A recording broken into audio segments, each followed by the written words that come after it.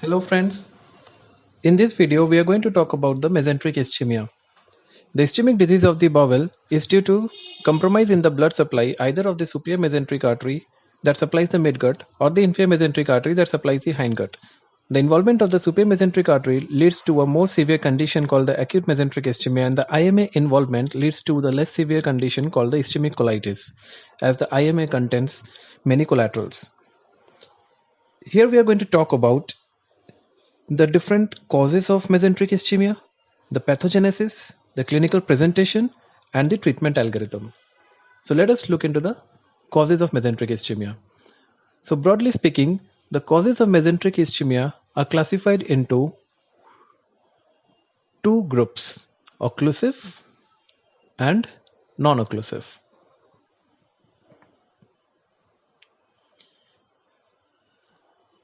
The occlusive group again contains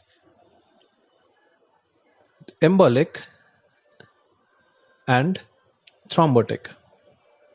Embolic being the most common. The embolus are usually very small in size and therefore they lodge in the distal part of the superior mesenteric artery, usually distal to the origin of the middle colic artery. Whereas thrombus being large, they are more commonly present at the proximal aspect of the superior mesenteric artery, as we can see in the diagram. So according to Shorts, we see that 95% of the patients with embolic type have an underlying cardiac disease. So if we move ahead, we talk about non-occlusive mesenteric ischemia.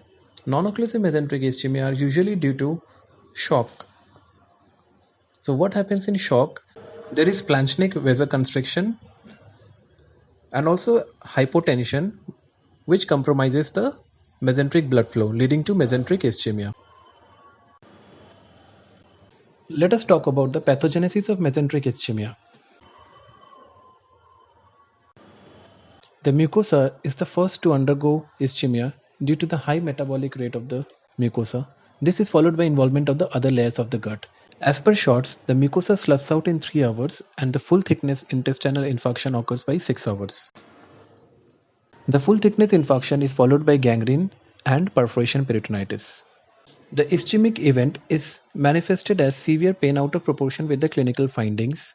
The sloughing of the mucosa also leads to bloody diarrhea. When there is gangrene, there is feature of peritonitis.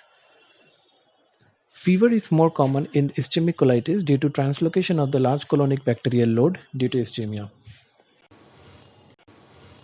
Now let us see the clinical presentation.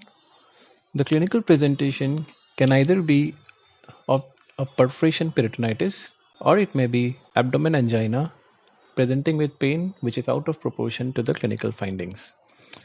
If the patient presents with perforation peritonitis, the patient should undergo immediate resuscitation with IV fluids and then the patient should undergo exploratory laparotomy.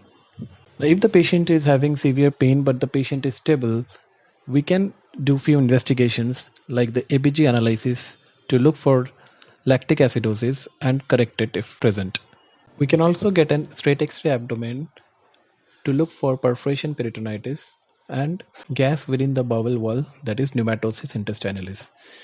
If we do a CECT whole abdomen in an arterial and venous phase, we can find the location of the thrombus, we can find the extent of the thrombus and the condition of the bowel. Saviston mentions a non-invasive device to detect mesenteric ischemia, which is called a superconducting quantum interference device magnetometer, that is SQUID device, to detect mesenteric ischemia non-invasively, though it is not commonly used.